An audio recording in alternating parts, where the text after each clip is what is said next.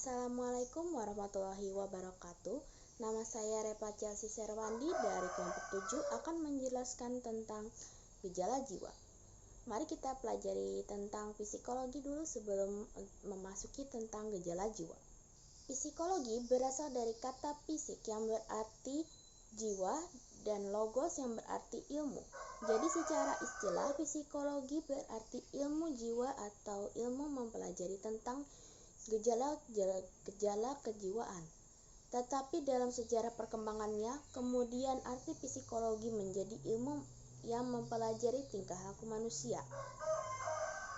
Jadi, secara umum, psikologi adalah ilmu pengetahuan yang mempelajari tingkah laku dan perbuatan individu di mana individu tersebut tidak dapat dilepaskan dari lingkungannya. Selanjutnya kita akan mempelajari tentang gejala jiwa. Nah, sebagaimana telah dijelaskan sebelumnya, psikologi merupakan ilmu mempelajari proses mental dan perilaku pada manusia.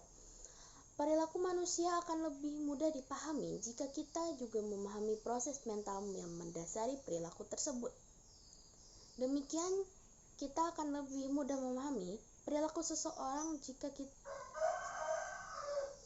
jika kita memahami proses mental yang mendasari perilaku seseorang tersebut adalah disebut dengan gejala jiwa. Berikut adalah macam-macam gejala jiwa.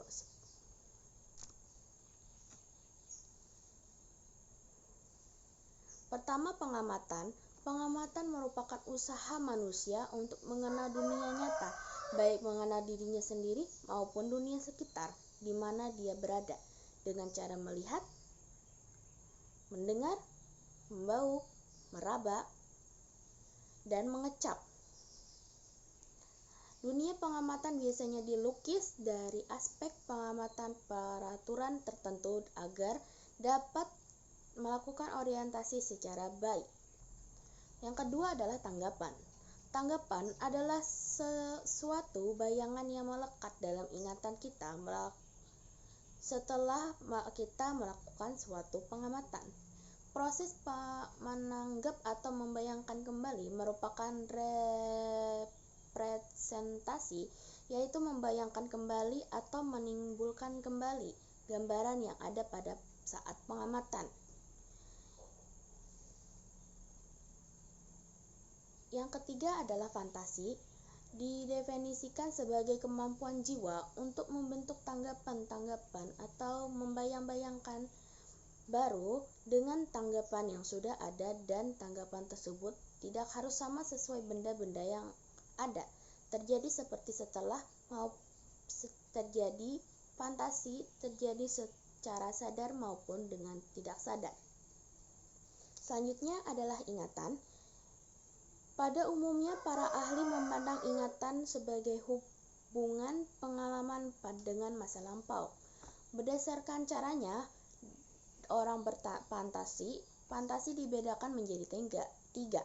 Fantasi mengabstraktasikan, mendeterminasikan, dan mengombinasikan.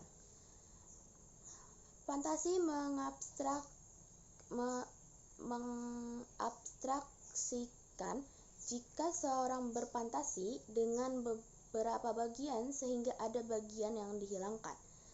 Sedangkan fantasi determinasikan jika dalam berfantasi sudah ada semacam bayangan tertentu lalu diisi dengan gambaran yang lain.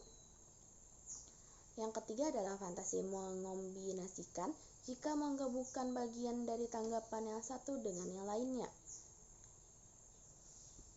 Yang terakhir adalah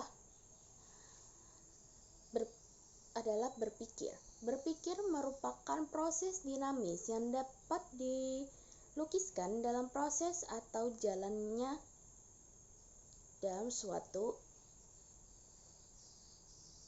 pengertian. Berikut adalah beberapa contoh dari berpikir: pembentukan pengertian, pembentukan pendapat, penarikan kesimpulan, psikologi pikir. Baik, saya akan menjelaskan. Baik, sekian dari saya. Terima kasih. Wassalamualaikum warahmatullahi wabarakatuh.